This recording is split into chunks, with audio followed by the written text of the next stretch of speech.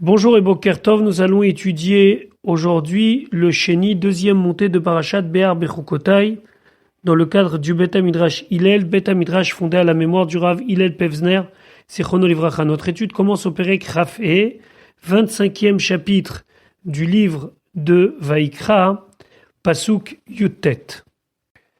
Donc ici, la Torah va continuer à nous dire les promesses qu'Akadosh Baruch Hu fait aux Bnei Israël lorsqu'ils respecteront la Shemitah.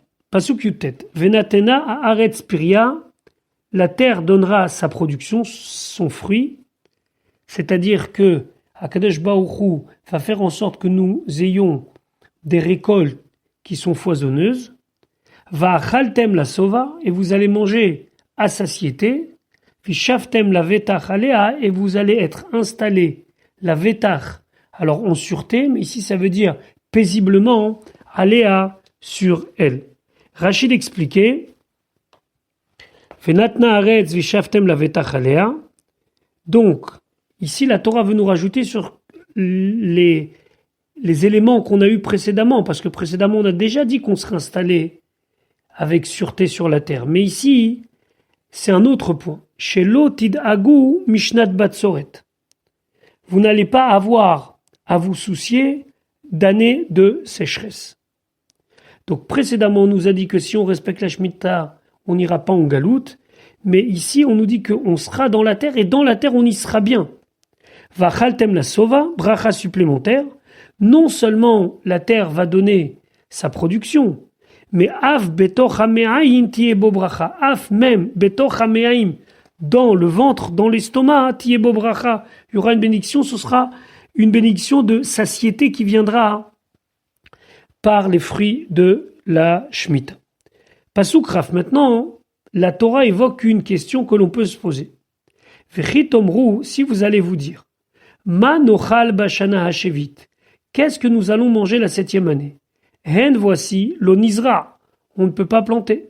Velo neesof et tefuatenu, on ne peut pas rassembler, on ne peut pas engranger notre tevoa, notre récolte, la production de nos champs. Ici, en vérité, il y a une double inquiétude, nous dit le Kliyakar. Il y a une inquiétude sur la 7e année, mais aussi sur la 8e année. En l'onizra, si on ne plante pas la 7e, alors qu'est-ce qu'on va faire après? D'abord, Rachid expliquait Velo neesof el habayit. On ne peut pas l'engranger chez nous à la maison. Le fait qu'une personne ne sait pas qu'il a des réserves, ça peut être source de questions et d'angoisse. Et tevoatenu, nos récoltes. Alors quand on dit ici la récolte, a priori, on ne désigne pas seulement les céréales, qui est généralement le terme employé par tevoa, mais ici c'est kegon yain, le vin, ou perotailan, les fruits du verger, ou séphirine, et toutes les plantes qui poussent toutes seules, de manière autonome, abaim et alem, qui viennent d'elles-mêmes. Alors Hachem nous dit, Pasuk rafalevitsiviti et birchati lachem, j'ordonnerai, ça veut dire que je vais envoyer ma bracha pour vous, c'est-à-dire sur vos récoltes, bashana hashishit, la 6e année, ve'asat et atevua, et elle fera une production de récolte, lishlosh hashanim, pour les 3 ans. Alors c'est quoi les 3 ans? Les miktsat hashishit, pour une partie de la 6e année, mi-Nissan à Rosh Hashanah, de Nissan jusqu'à Rosh Hashanah, où là, on commencera à consommer les fruits de la 6e année, Vela Shvit, la 7e année, Vela Shminit, et la 8e année. Chez Izrou Bashminit, Bemacheshvan, Veiktseru Benissan, qu'il y aura quelque chose d'extraordinaire, que l'on va planter en Cheshvan, ça veut dire au début de l'automne, et on pourra déjà récolter à Nissan, c'est-à-dire au début du printemps. Pasuk Chavbet, Uzrahtem, et vous allez planter, ensemencer, et Hashana Hashminit, pendant la 8e année, Va'achaltem minha tevoa yashan, et vous mangerez de l'ancienne récolte, Ad Hashana Hatshiit, jusqu'à la 9e année, Adbo tevoata, jusqu'à que vienne sa récolte, ça veut dire la production qui a été plantée la 8e année, Tochelu Yashan, vous allez manger de l'ancienne récolte. Alors Rachid expliquait, Pasuk Chavbet, donc Rashi Adashana Atchit, ici, c'est une bracha supplémentaire. Parce que ça veut dire que non seulement on va pas manquer de quoi manger la 6e année, mais ce qu'on aura ramassé la 6e année va suffire jusqu'à que l'on récolte la production de la 8e année. Ad Chag HaSukkot Shel Tshit, jusqu'à la fête de Sukkot de la 9e année. Sheu Edbo Tevuata Shel Shminit Letoch Habayit, que c'est le moment où on engrange la production, la récolte de la 8e année à la maison. Shekol Yemot HaKait Sayu Basade Bageranot ou Batishri ou Et Asif Labayit, parce que pendant tout l'été, alors la récolte reste dans les champs, elle est mise en meule, et c'est seulement à Tishri que l'on va rentrer et on va engranger à l'intérieur des granges et des maisons. Donc, toute la période de l'été de la 8e année, on va pouvoir manger tout ce qu'on a envie. Soit de la nouvelle récolte de la 8e, qui, comme on l'a vu précédemment, sera précoce, ou bien même de l'ancienne qui reste depuis la 6e année. Et Rachid expliquait, ou fait amim, et des fois, que la récolte d'une année, elle devait être faite sur 4 années. C'est-à-dire qu'il arrive des fois où cette bracha ne doit pas s'étendre sur 3 mais 4 années. Beshishit shelifne hashmita hashvit. La 6e année qui est avant la 7e shmita. Que là, chez M, Betelim, que là, ils sont au chômage, mais à Vodat Karka, de travailler la terre, chez Teshanim Retsufot, 2 années consécutives, Hashvi'it, Vehayovel. La 7e année, et le Yovel, ou Mikrazé, et donc ce pasouk-là nous dit Rashi, Neymar, Bishar, Hashmitot, Kulan, dans les autres Shmitot en général. Mais des fois, il arrive que la bracha est sur 4 années. Chav Gimel. Ve'haaretz, et la terre, l'otimacher, elle ne sera pas vendue litzmitut, de manière définitive et éternelle. Qui lit à Haaretz, car la terre m'appartient, dit Dieu.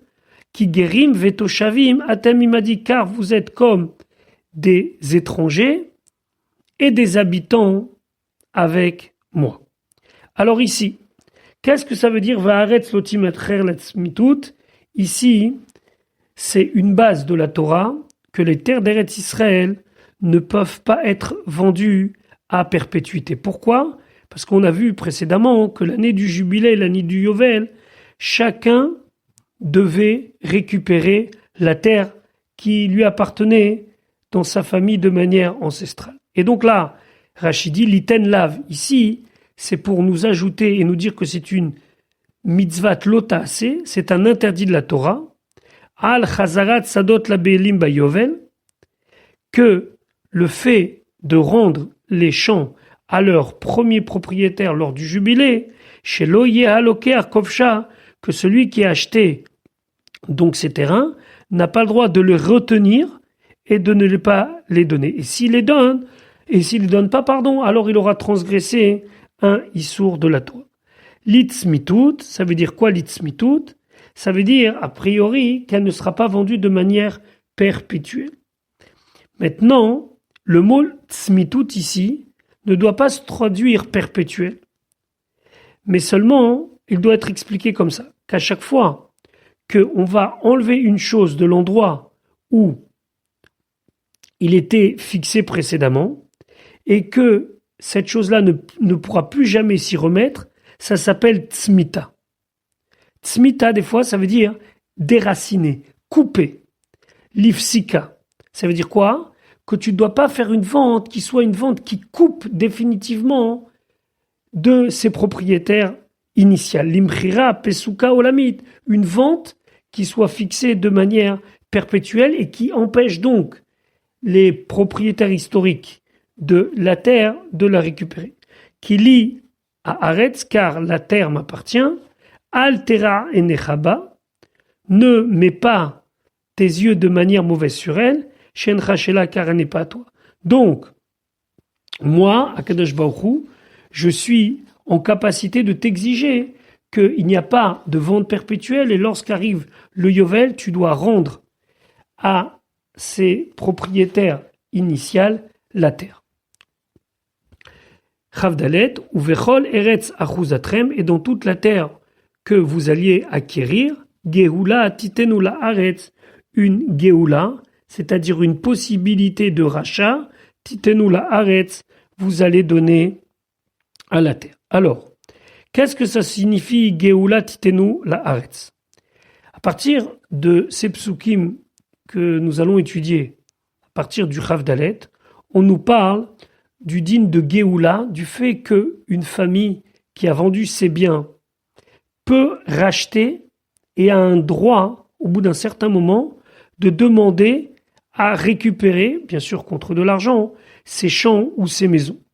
C'est-à-dire que si le vendeur ou un de ses proches vient avant le Yovel et il demande de les racheter, celui qui a acheté, il ne peut pas lui dire non, je ne veux pas, et il est obligé d'accepter cela. Et c'est la même chose pour le din d'un Eved et d'autres choses. Ici, Rashi nous dit. Donc, Chavdalet uvechol eretz achuzatrem, les rabot, c'est pour inclure, batim, les maisons, ve'eved ivri, ou bien un esclave hébreu, fait davarze mefouraj bekedushin beperek rishon, cette chose-là est expliquée clairement dans le premier chapitre du traité de Kiddushin, ou les fib shuto.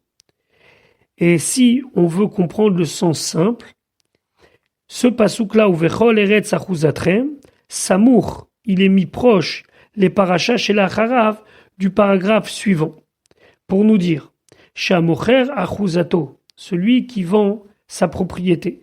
Rachai le goala, il a la possibilité de la racheter. Leachar shteshanim, après 2 années où là, la vente reste valable, au kerovo, au bout de 2 ans, ou lui ou un proche, vehen alokeach yachol leakev, et celui qui a acquis ne peut pas empêcher ce rachat. Alors on verra plus tard exactement les dinim de cette Géoula, mais d'après Rashi ici, le pasouk Rav Dalet est une espèce de pasouk charnière pour comprendre la suite de notre étude. Nous allons maintenant parler ce que nous avons évoqué dans le pasouk Rav Dalet du din de Géoula, c'est-à-dire que lorsqu'une personne a été contrainte de vendre ou sa maison ou son terrain, il y a la possibilité de racheter ce terrain au bout de 2 ans. Donc voilà ce que nous dit la Torah Pasuk Rafé. Ki yamur achicha. Si ton frère s'appauvrit. Ou machar, et il vend me'achuzato, une partie de ce qu'il possède, de sa propriété. Ou va goalo, et vient son libérateur, son racheteur, à Karov Elav, qui est proche de lui, quelqu'un de sa famille, par exemple son frère, Vegaal, et il va libérer, il va racheter, et Mimkar arrive, la vente de son frère. Alors Rachid expliquait, Ki Yamour Achicha ou Machar, ça veut dire que si il s'est appauvri et il vend une partie de ses possessions, et puisque le Passouk nous parle de cela, et en nous disant que la personne connaît une baisse de revenus et devient pauvre, alors Rashi en profite pour nous dire, mais la Med, ça vient nous apprendre, chez En Adam Rachai Limkor Sadeu, qu'un homme ne peut pas vendre son champ, Ela Mechamat Dochak Oni, seulement si il en est obligé par la pression de la pauvreté. Mais Achuzato, une partie donc de sa possession, Velo Kula, et pas entièrement. L'Imed, la Torah nous a enseigné, dans certaines éditions de Rashi, c'est marqué Limda Torah, Derech Eretz, la manière dont une personne doit se comporter, c'est-à-dire, des fois c'est une bonne conduite dans la vie, des fois c'est une bonne conduite de bon sens, Et là, c'est du bon sens. Chez Ishaer, Sadelatzmo, qu'il doit toujours se garder un terrain pour lui-même. Maintenant, si lui ne peut pas racheter, ça peut être un membre de sa famille proche. Vegal et Nimkar arrive. Alors, est-ce que c'est une obligation ou est-ce que c'est une possibilité? Ça, c'est une marloquette dans la Gemara. Rashi ne tranche pas. Par contre, Rashi tranche. Et en disant, Ve'en alokeach yachol le'akev, en tout cas, le vendeur, lui, ne pourra pas refuser ce rachat. Et ça, dans la Gemara, hein, tout le monde est d'accord là-dessus. Pasuk Rava Ve'ish, et un homme qui lo yelo goel, qu'il n'a personne pour libérer, pour racheter son bien. Ve'isiga yado. Ve'isiga yado, c'est que sa main a atteint, c'est-à-dire que maintenant il en a les moyens financiers.